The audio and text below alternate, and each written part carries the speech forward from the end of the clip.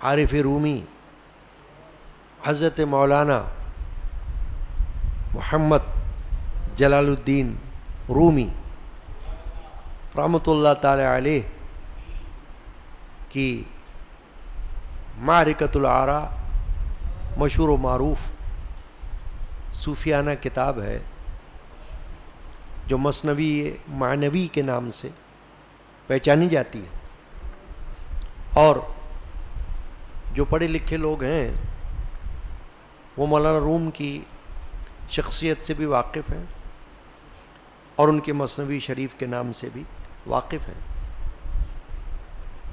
اور پورے عالم میں مولانا روم کو اولیاء کرام میں، صوفیاء اعظام میں بڑا رتبہ، بڑا مقام حاصل ہے، اور انہی کے توسط سے ان کی اس مثنوی رومی کو بھی تصوف کی کتابوں میں بلند رتبہ حاصل ہے، بلند مقام حاصل ہے۔ بڑے بڑے مشائخ صوفیاء کرام نے اس مثنوی شریف کا درس اپنی خانقاہوں میں باقاعدہ رکھا ہے، اور ہماری اس قادری مسجد و خانقاہ قادریہ علمیہ میں سال ہا سال سے مولانا روم کے اشعار ہمارے مشائخ اپنی تقاریر میں پڑھتے رہے اور ان اشعار کی تشریح کرتے رہے، اور خاص مثنوی رومی کا درس بھی میرے والد ماجد علیہ الرحمہ کے زمانے میں، یعنی 35 سال قبل ماہانہ طور پر شروع ہو چکا، اور الحمدللہ اب تک جاری ہے۔ آپ حضرات کی شرکت ہر چاند کی 17 تاریخ کو اس محفل میں ہوتی ہے۔ مولانا روم علیہ الرحمہ کی مثنوی شریف میں سے کوئی نہ کوئی حکایت بطور سبق کے ہم ہمیشہ سنتے ہیں، اور اس کے حوالے سے پھر اس کی تشریح بھی سنتے ہیں، گفتگو سنتے ہیں۔ یہ صرف سننا ہی نہیں ہوتا، سمجھنا بھی ہوتا ہے، اور پھر سمجھنا ہی نہیں ہوتا، یاد رکھنا بھی ہوتا ہے، کیونکہ جب تک یاد نہ رکھیں تو ہماری روزمرہ زندگی میں ہم اس سے فائدہ کیسے لیں گے؟ نفع تبھی حاصل کر سکتے ہیں جب حکایت کو پوری نہ صحیح بطور مفہوم کے ذہن میں رکھیں، تاکہ معلوم ہو کہ ہم نے کیا سنا، کیا سمجھا۔ مولانا روم نے مثنوی شریف کے دفتر اول حصہ سوم میں 2 درویشوں کا فرق بتایا ہے۔ ایک درویش اصل اور ایک نقل۔ درویش ہم جب یہ اصطلاح اور یہ لفظ استعمال کرتے ہیں تو صوفیوں کے لیے بھی کرتے ہیں، اللہ والوں کے لیے بھی کرتے ہیں۔ اس سے مراد یہ ہوتی ہے کہ ایک ایسی شخصیت جو اللہ کی طرف اپنی توجہ بھی رکھتی ہو، اور جو اس کے پاس آئے اس کی توجہ بھی ان کی طرف دلاتی ہو۔ اس کو صوفی بھی کہا جاتا ہے، شیخ بھی کہا جاتا ہے، درویش بھی کہا جاتا ہے، اور محاورے بھی مشہور ہیں۔ مثلاً ایک محاورہ ہے، قہر درویش بر جان درویش، فارسی زبان کا مقولہ ہے، محاورہ ہے، قہر درویش بر جان درویش، جس کا مطلب یہ ہے کہ درویش کا غصہ اپنے اوپر ہی نکلتا ہے، کسی پر کیا نکالے؟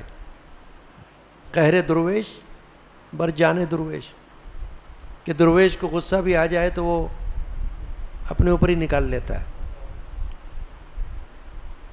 یہ بڑا مشہور محاورہ ہے، قہر درویش بر جان درویش. تو مولانا روم نے دو درویشوں کے درمیان ایک فرق کو اشعار کی صورت میں بیان کیا ہے، اور اس کا عنوان رکھا ہے فرق درمیان آن کے درویش است با خدا و تشنا خدا است و آن کے درویش است از خدا و تشنا است بغیر. یعنی ان دو درویشوں کا فرق کہ ایک تو اللہ کے حوالے سے اللہ کی معرفت بے نیاز ہے، اللہ نے اسے اپنی طرح مخلوق سے بے نیاز بنا دیا ہے، وہ صرف خدا کا پیاسا ہے، یعنی وہ اللہ کی طلب رکھتا ہے. پیاسا کا مطلب طلبگار، کہ وہ اللہ کی طلب رکھتا ہے، دنیا داروں کی طلب نہیں رکھتا. ملنا جلنا تو اور چیز ہے، دنیا میں ہر ایک سے ملنا جلنا ہوتا رہتا ہے، اپنوں سے بھی غیروں سے بھی. طلب اور چیز ہے، طلب یہ ہوتی کہ تڑپ. تو فرمایا کہ ایک تو درویش وہ ہے جو بے نیاز ہے اور خدا کا پیاسا ہے، اور دوسرا درویش خدا سے بے پرواہ ہے اور غیر خدا کا پیاسا ہے. تو وہ درویش جو ہے وہ دوسرا والا، وہ گویا کہ نام کا تو درویش ہے، کام کا نہیں ہے. یہ ایسی جیسے کوئی صوفی ہو تو ایک تو ہے واقعی صوفی، ایک ہے صوفی نما، یعنی کہ اپنے آپ کو صوفی بنایا ہوا ہے نہیں. یوں اس کو عرف عام میں یوں سمجھو، سمجھنے کے اعتبار سے. جیسے ہم کہتے ہیں نا انسان نما شیطان، ہے نا ایک محاورہ، اور ایک ہم کہتے ہیں فرشتہ نما انسان. فرشتہ نما انسان کیا کہ ایسا انسان جو فرشتے کی طرح ہے، اور انسان نما شیطان ایسا شیطان جو انسان کی طرح ہے مگر ہے شیطان. تو ایسے ہی مولانا روم نے فرمایا کہ درویش، کہ وہ درویش کہلاتا ہے. تو جو ایک درویش کہلاتا ہے وہ تو واقعی سچا درویش ہے، اللہ والا ہے. جو اس کے پاس بیٹھے وہ بھی اللہ والا بن سکتا ہے. اور ایک وہ ہے درویش کہ جو درویشوں کی صورت بنائے ہوئے ہے، جس کو ہم کہیں بھیس بہروپ، یعنی کچھ چیزیں اس نے اپنا لی، یا یوں سمجھو کچھ چیزیں سیکھ لیں، کچھ باتیں سیکھ لیں اور ان باتوں کو رٹتا رہتا ہے اور اپنے آپ کو درویش کہلواتا ہے. مگر مولانا فرما رہے ہیں کہ ایک جو حقیقی درویش ہے وہ تو واقعی اللہ کی طرح بے نیاز رہتا ہے. کوئی اس کو مانے نہ مانے اس سے بھی بے نیاز ہے، کوئی اس کے پاس بیٹھے نہ بیٹھے اس سے بھی بے نیاز ہے، کوئی اس سے کچھ سیکھے نہ سیکھے اس سے بھی بے نیاز ہے. وہ خدا کا پیاسا ہے، صرف اللہ کے بھروسے پر رہتا ہے. اللہ جسے چاہے اس کی خدمت میں اسے بھیج دے، وہ دور سے آ جائے یا نزدیک سے آ جائے. یہ نہیں کہہ سکتے ہم، آنے والے دور سے بھی آ جاتے ہیں اور نہیں آنے والے پاس سے بھی نہیں آئیں گے. میرے خاندان کے بزرگ عارف باللہ حضرت صوفی سائیں عبد الغنی قادری رحمۃ اللہ علیہ نے ایک شعر میں فرمایا، دور سے پہنچا کنول کے پھول پہ بھنورا غنی. دور سے پہنچا کنول کے پھول پہ بھنورا غنی. پاس ہی مینڈک ہے لیکن وہ کنول سے دور ہے. کہ کنول کا پھول کہیں کھلا ہوا ہو تو بھنورا اس کا پتہ پا کر دور سے بھی آ جاتا ہے. جیسے مثال ہے کہ شمع جل رہی ہو تو پروانہ دور سے بھی آ سکتا ہے، اس کو پتہ چل جائے گا بھئی شمع جل رہی ہے. یہ بات، یہ سمجھانے کی بات. تو فرمایا ایک تو وہ جو بے نیاز ہے، کوئی آئے کہ نہ آئے وہ تو اللہ کے لیے بیٹھا ہوا ہے، وہ واقعی اللہ والا ہے، واقعی درویش ہے. اور دوسرا درویش جو ہے وہ درویش نما ہے نہیں، وہ خدا سے بھی بے پرواہ ہے. وہ تو اللہ کو بھی نہیں طلب کر رہا، وہ تو ایسے بنا ہوا ہے، غیر خدا کا پیاسا ہے، یعنی غیر خدا کی تلاش میں رہتا ہے. اب مولانا فرق کی طرف چل رہے ہیں. ذرا غور رکھنا اس بات پر کہ دو درویشوں کے درمیان فرق یہ بتانا چاہ رہے ہیں. کون؟ مولانا محمد جلال الدین رومی، کہ دونوں درویش کہلا رہے ہیں، مگر ایک واقعی درویش ہے اور ایک درویش نما ہے. فرما رہے ہیں لیک درویش کہ او تشنا خداست، ہست دائم از خدایش کار راست. فرمایا لیکن جو درویش خدا کا پیاسا ہے اس کا معاملہ ہمیشہ اللہ سے درست رہتا ہے، اللہ کے ساتھ. اللہ بھی اس کے ساتھ درست معاملہ رکھتا ہے، وہ اللہ کے ساتھ سیدھا ہے تو اللہ اس کے ساتھ ہمیشہ درست معاملہ اپنا رکھتا ہے. یعنی اللہ جانتا ہے اسے کہ واقعی یہ میرے راستے میں درویش ہے، فقیر ہے، واقعی صوفی ہے، واقعی اللہ والا ہے، واقعی عارف خدا ہے. جو کچھ بھی آپ نام دے دو، کیونکہ کئی نام چلتے ہیں، علی اللہ، ولی اللہ، شیخ، صوفی، درویش، یہ سب نام چلتے ہیں.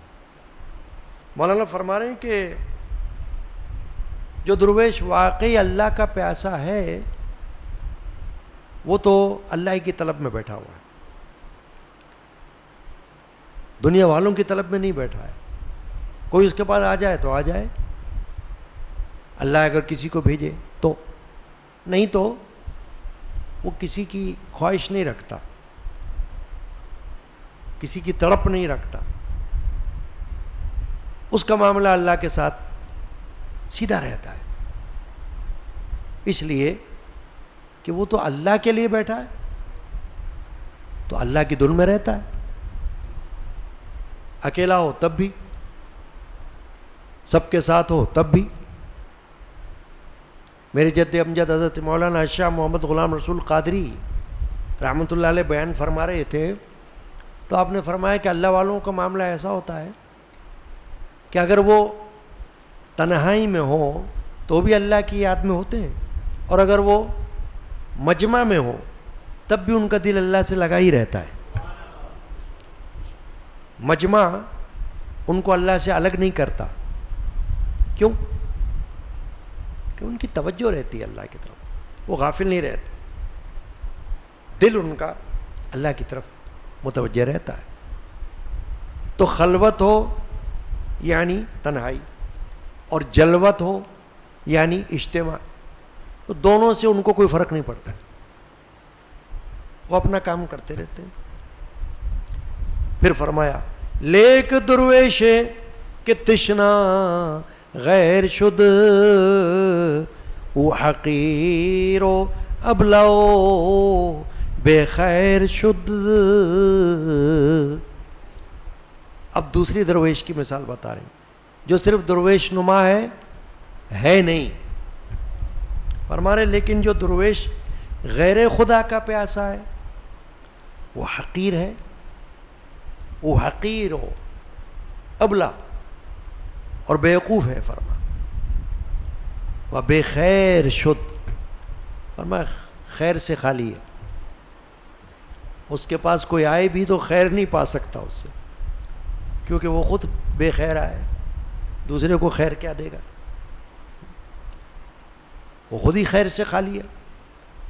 تو کوئی اگر خیر کی طلب میں اس کے پاس آئے تو کیا خیر پہنچائے گا اس کو؟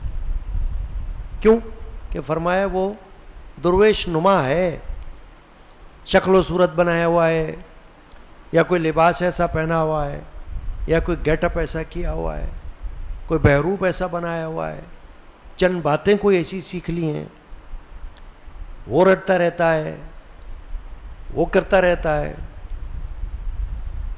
لیکن کہیں نہ کہیں پکڑا جائے گا۔ جو سمجھ بوجھ رکھتے ہوں وہ جان لیں گے کہ یہ تو بنا ہوا ہے، بناوٹی ہے، درویش ہے نہیں۔ مخدوم سید علی حجویری داتا گنج بخش لاہوری رحمۃ اللہ علیہ، نام سنا ہے آپ نے؟ لاہور میں مزار شریف ہے، ان کی کتاب ہے کشف المحجوب، جو ان کی تصنیف ہے۔ اس میں آپ اپنا ایک واقعہ لکھتے ہیں، اپنے اوپر بیتا ہوا واقعہ۔ فرماتے میں ایک سفر میں تھا تو ایک سفر میں ایک جگہ ٹھہرا، بزرگان دین سفر کرتے رہتے نا، تو کسی جگہ قیام بھی کر لیتے ہیں۔ تو ٹھہرا تو کہنے کہ وہاں کچھ لوگ تھے جو صوفی نما تھے، وہی بات آ گئی، درویش نما تھے نہیں وہ درویش، وہ صوفی حقیقت میں تھے نہیں، یاد رکھنا، بنے ہوئے تھے، نقلی، بناوٹی۔ تو فرمایا انہوں نے مجھ کو، جب میں نے وہاں ٹھہرنا چاہا تو خود تو وہ اوپر والے حصے میں ٹھہرے، کوئی جگہ ہوگی ایسی، اور مجھے نیچے بٹھا دیا، اور فرمایا اوپر سے وہ کچھ پھل کھاتے تھے اور چھلکے میرے اوپر پھینکتے تھے، چھلکے خربوزہ کھا رہے تھے، کچھ کھا رہے تھے، فرمایا تو چھلکے میرے اوپر پھینک رہے تھے، ہنستے تھے اور یہ کہتے تھے کہ یہ ہم میں سے نہیں ہے۔ فرمایا واقعی میں ان میں سے نہیں تھا، یعنی میں ان کو پہچان چکا تھا، میں ان میں سے کہاں ہوں؟ وہ تو ایسے ہی تھے وہ لوگ جو مولانا روم فرما رہے ہیں، غیر خدا کا پیاسا، نقلی، خیر سے خالی۔ تو فرمایا وہ خیر سے خالی درویش نما لوگ تھے، تو وہ میرے ساتھ تمسخر کر رہے تھے، مذاق اڑا رہے تھے، کہہ رہے تھے یہ ہم میں سے نہیں ہے۔ فرمایا واقعی میں ان میں سے نہیں تھا۔ یہ آپ نے اپنا واقعہ بیان کیا اپنی کتاب میں۔ تو مولانا فرماتے ہیں کہ جو درویش بنا ہوا ہو وہ غیر خدا کا پیاسا ہوتا ہے، اللہ کا پیاسا نہیں ہوتا، اور وہ حقیر بارگاہ الہی میں ایسا ہے جیسے حقیر ہے اور بیوقوف ہے اور خوبی سے خالی ہے۔ اب مثال بیان فرما رہے ہیں مولانا، بڑی اچھی مثال ہے، اب مثالیں دے رہے ہیں درویشوں کا فرق سمجھانے کے لیے۔ نقش درویش است نے او اہل جان، نقش سگرا تو مند از استخان۔ فرما رہے ہیں درویش کی تصویر جاندار نہیں ہوتی، تو کتے کی اگر تصویر ہے تو فرماتے اس کے آگے ہڈی ڈالنے کا کیا فائدہ؟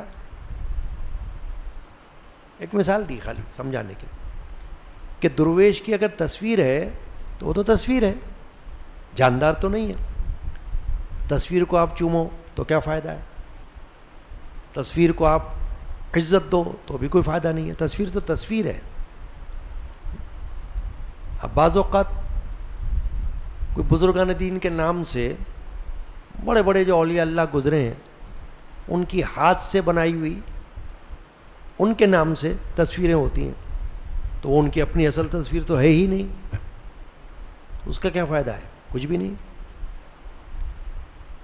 مولانا یہ مثال دے رہے ہیں کہ وہ درویش جو خدا کا پیاسا نہیں ہے، خیر سے خالی ہے، اس کی مثال ایسی ہے جیسے درویش کی خالی تصویر ہو، کوئی فوٹو، خود درویش تو ہے ہی نہیں وہ۔ فرمایا کہ اگر کوئی کتا ہو یہ مثال دے رہے ہیں ابھی، ایک ویسی مثال دے رہے ہیں، اور اس کی تصویر ہو، تو کتے کے آگے ہڈی ڈالنا تو سمجھ آتی ہے بات کہ کتا کھائے گا اس کو، لیکن کتے کی تصویر کے آگے کوئی ہڈی رکھ دے تو کوئی کہے گا بیوقوف آدمی ہو تو، کیا یہ تصویر ہڈی کھائے گی کیا؟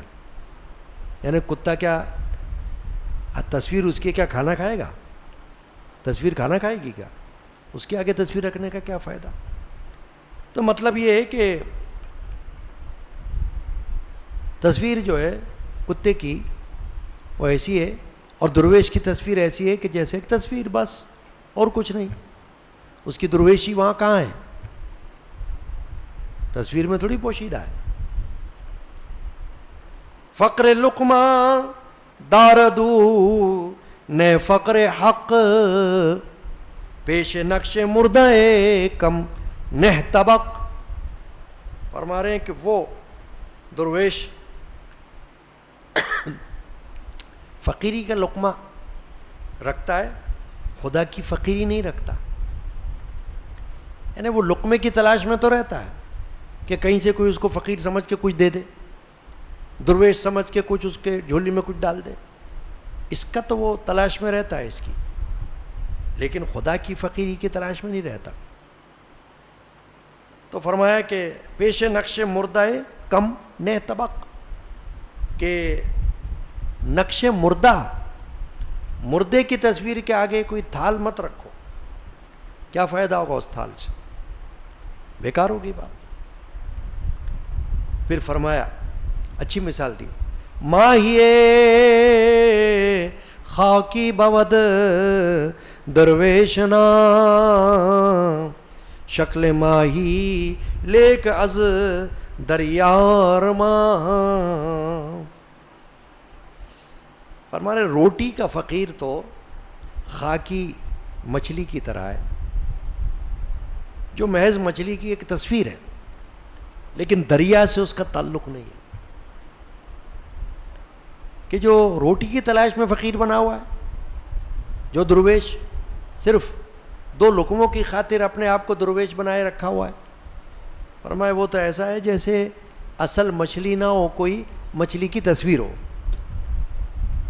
تو فرمایا مچھلی کی تصویر کو دریا سے کیا تعلق؟ سمجھ رہے بات کو؟ بھائی اصلی مچھلی اگر دریا میں رہے گی تو وہ زندہ رہے گی نا وہاں۔ مچھلی کی زندگی کس سے ہے؟ دریا سے، پانی سے۔ لیکن اگر مچھلی کی تصویر کوئی بنا کے رکھا ہوا ہو کسی نے، اس کو دریا سے کیا واسطہ ہے؟ اس کے سامنے سمندر بھی ہو جائے تو اس تصویر کا کیا تعلق اس سے؟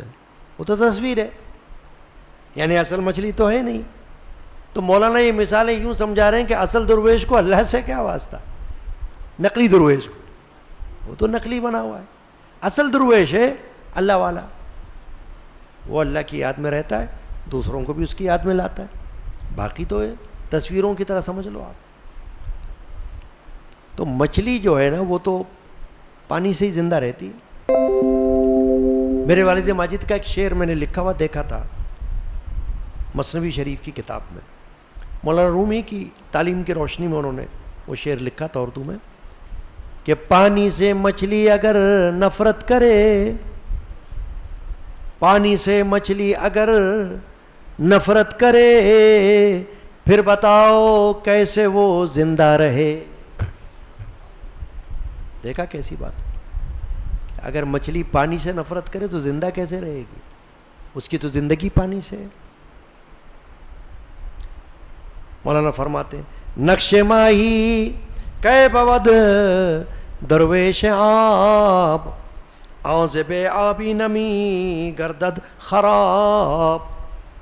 فرماتے ہیں مچھلی کی تصویر پانی کے محتاج تو ہوتی نہیں ہے، کیونکہ وہ تو تصویر ہے، اس کو نہ پانی کی طلب ہوگی، نہ پانی کا اس سے کوئی واسطہ، نہ پانی کا اس سے کوئی کام۔ تم اس کو پانی میں ڈالو یا نہ ڈالو بیکار ہے۔ کیوں بھائی؟ اس لیے کہ وہ تو تصویر ہے نا مچھلی کی، اصل مچھلی تو ہے ہی نہیں۔ اصل مچھلی ہو تو وہ پانی کے لیے تڑپے کہ مجھے پانی ملے کہیں سے، تو میں پانی میں چھلانگ لگاؤں اور پانی میں زندہ رہوں۔ دیکھو نا آپ مچھلی کو اگر پانی سے نکال لو تو تھوڑی دیر تو وہ تڑپڑیاں کھائے گی، تڑپے گی، پھر کیا ہوگا؟ مر جائے گی، کیونکہ خشکی میں تو مچھلی زندہ رہ نہیں سکتی، اس کی تو حیات دریا سے، پانی سے۔ تو فرما رہے مولانا یوں ہی جو اصل درویش ہے اس کی زندگی اللہ کی یاد سے، اللہ کی محبت سے، اس کا پانی اللہ کی طلب ہے، وہ خدا کا پیاسا ہے۔ اس کے مقابلے میں وہ درویش جو نقلی ہے، بناوٹی ہے، وہ تو اس مچھلی کی تصویر کی طرح ہے جس کو پانی سے کیا واسطہ؟ تم اس کو پانی میں رکھو تب بھی بیکار، تم اس تصویر کو پانی سے باہر رکھو تب بھی بیکار ہے نا؟ وہ پانی کو کیا جانے۔ آگے فرماتے ہیں مولانا روم رحمۃ اللہ علیہ، عاشق حق است او بحر نوال، نیست جانش عاشق حسن و جمال۔ فرما رہے ہیں اگر وہ اللہ تعالیٰ کا عاشق ہے تو کوئی خالی ثواب کے لیے ہے، یعنی نقلی عاشق، اس کی جان اللہ تعالیٰ کے ذات کی عاشق نہیں ہے۔ وہ اگر عاشق بنا ہوا بھی ہے، درویش بنا ہوا بھی ہے، تو بس اسی لیے کوئی چیز ثواب والی ہو تو بس ہو جائے، خالی صرف ثواب سے تعلق رکھتا ہے۔ حالانکہ ثواب بھی بڑی چیز ہے، مگر بات یہ ہے کہ حدیث پاک میں نبی اکرم صلی اللہ علیہ وسلم نے یہ فرمایا ہے کہ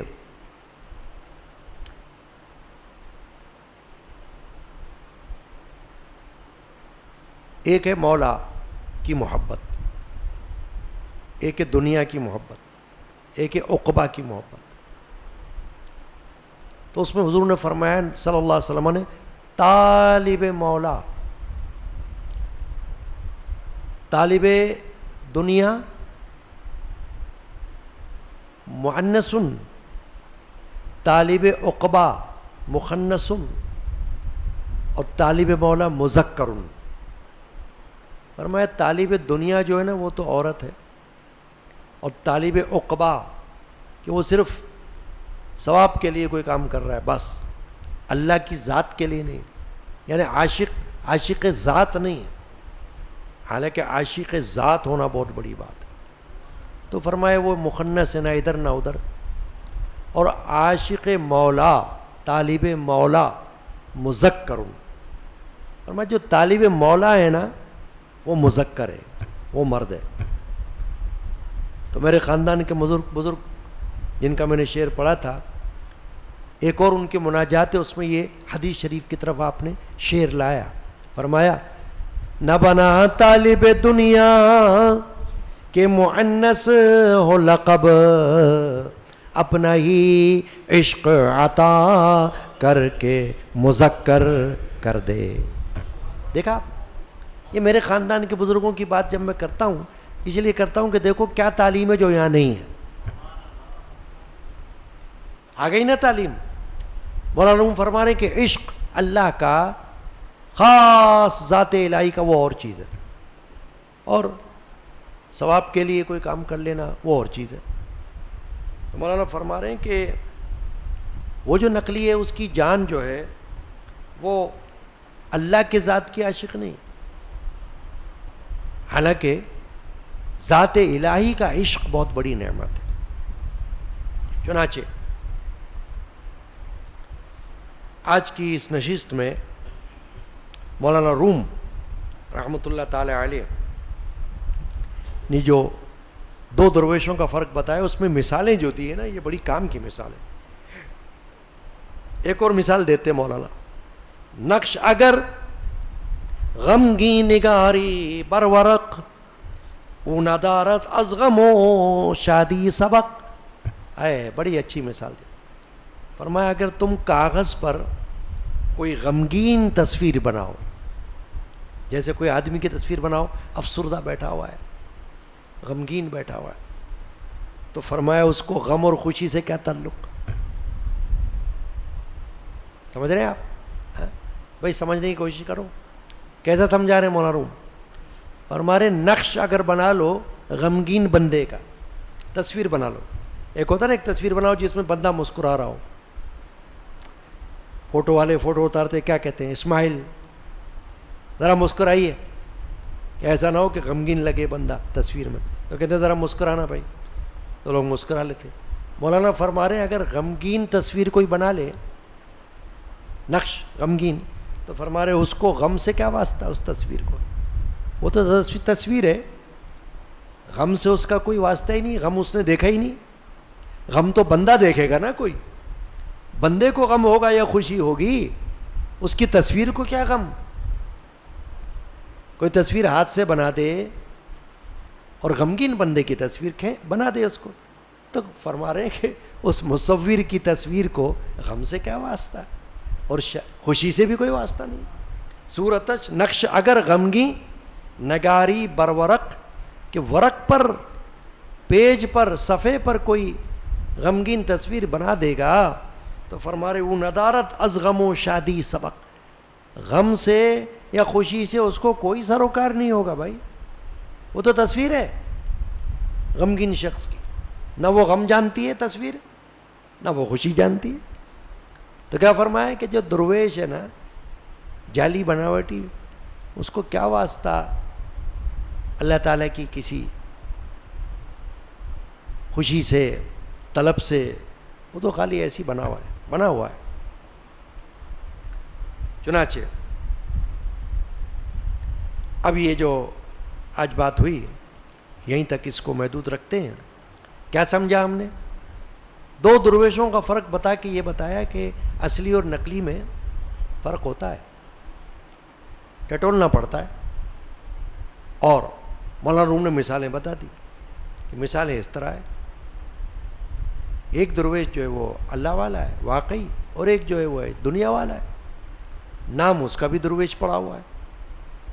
یہ بات وہ اپنا کام نکال رہا ہے بس. یہ بات اللہ تعالیٰ ہمیں اللہ والوں اور صحیح معنوں میں درویشوں کی صحبت کی، ہم کو موقع صحبت کا اور ان کی خدمت کا ہم کو کوئی موقع نصیب فرمائے. آمین. اے روح افزا سلا رومی،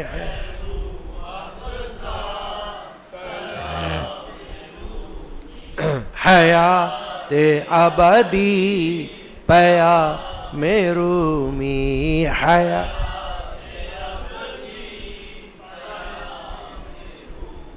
اللہم آمین. اللہ تعالیٰ آج کی حاضری قبول فرمائے. اصحاب بدر کی یاد میں جو کچھ ہم نے پڑھا سنا، اللہ تعالیٰ وہ بھی قبول فرمائے. حضرت مولانا محمد جلال الدین رومی رحمۃ اللہ علیہ کے مثنوی شریف سے جو کچھ ہم نے پڑھا اور سنا، اسے بھی اللہ قبول فرمائے، یاد رکھنے کی توفیق عطا کرے اور اس سے کچھ سیکھنے کی توفیق عطا کرے.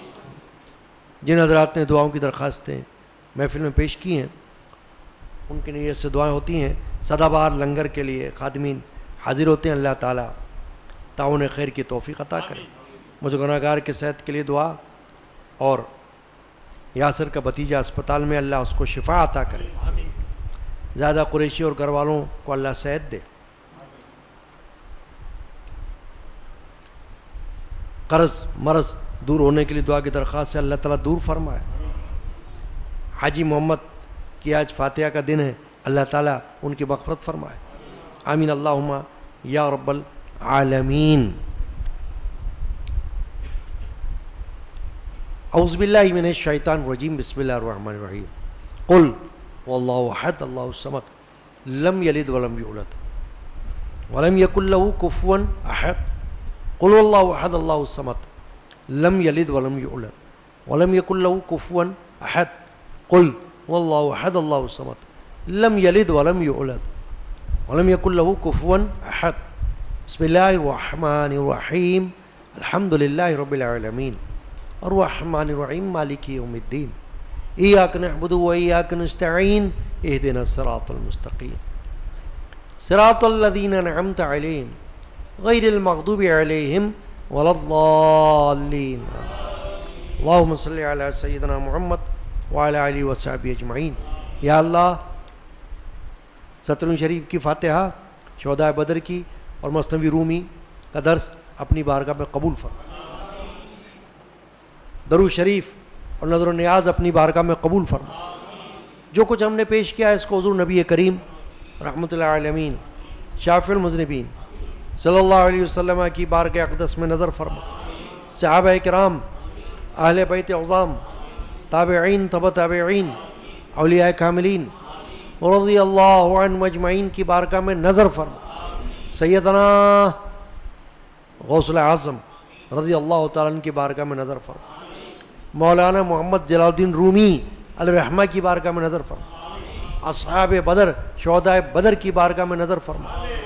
اے اللہ ہم سب کے نام اعمال میں اجر و ثواب داخل، ہمارے تمام مرشدان پاک کی ارواح کو ثواب پر. اے اللہ بے روزگاروں کو حلال رزق عطا کر. جو بے روزگار ہیں جہاں جہاں ان کو پاک حلال رزق عطا کر. اے اللہ مجھ گناہگار سمیت جو بیمار ہیں ان کو شفا دے، صحت کاملہ عطا کر، شفائے عاجلہ عطا کر، موذی مہلک لا علاج بیماریوں سے بچا. یا اللہ جو بے اولاد ہیں ان کے یہاں نیک اولاد عطا کر، تندرست نیک اولاد نرینہ عطا کر. جو بچے بچیاں ہیں ان کے گھروں کو آباد کر، انہیں نیک رشتے عطا کر، ان کو نیک جوڑے عطا کر. آمین. اے اللہ ہمیں اسی طرح ہر مجالس میں، جمعہ میں، حلقہ ذکر اللہ میں حاضریوں کی توفیق عطا کر، صحت ہمت عطا کر، سستی کو دور فرما. آمین. صلی اللہ تعالی علی سیدنا مولانا محمد وعلی آلہ وصحبہ اجمعین برحمتک یا ارحم الراحمین بحق لا الہ